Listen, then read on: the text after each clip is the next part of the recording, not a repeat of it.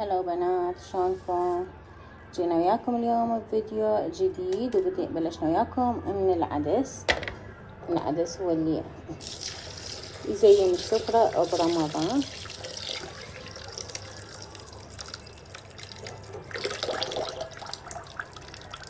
هنا بنات ذبيت اللحم على النار، بس اليوم اكيد راح اكمل فطوري كله وياكم. وهذا العدس عندي استوى، وهنا عندي عصير الطماطة أصرته بيدي مو بالخلاط. وهنا بنات سلق عندي اللحم. لحد الآن أني كل شي ما بعرف أريده يستوي بدون أي شي. وهنا سلقيت باقلة،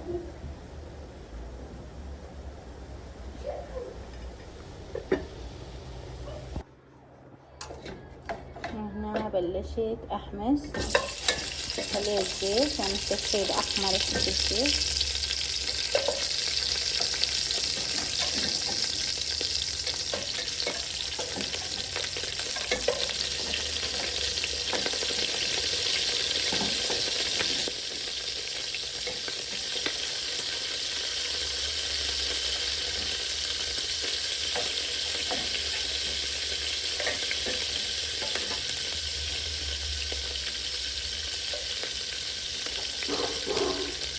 أضيف البصل،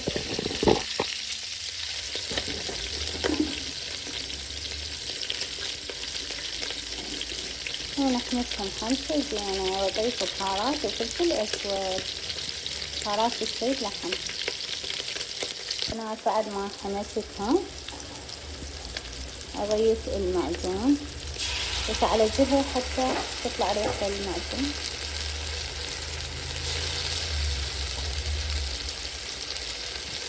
وأحمسه.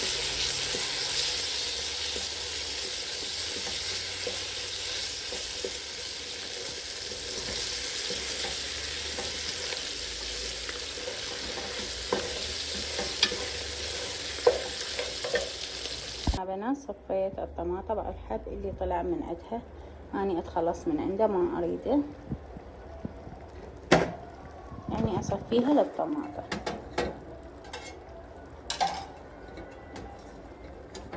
هنا عندي المي اللي طلع من اللحم، السوق يعني مال اللحم،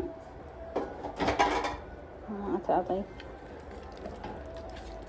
وهسه أخلي المي اللي يكفيني وأتركها إلى أن تستوي تماما. فهنا عندي الحمص خالته بعد له شي قليل وأضيفه. هاي المناظر الجميلة قبل الفطور.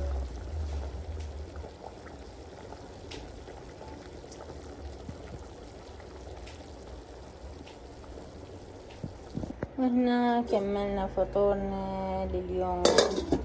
هسه راح أصوب وياكم. وهنا هذا التمة الأبيض، وهنا تردنا هذا الطرشي واللبن. وهسه انتظرونا لحد ما نقدم الفطور مالتنا.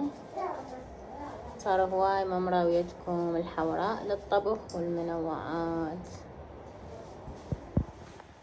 وهنا بنات وصلنا لنهاية سفرتنا لليوم، وهذا كان فطورنا. هنا أقول لكم لا تنسوني باللايك والاشتراك وتفعيل زر الجرس. دمتم في رعاية الله وحفظه، في أمان الله.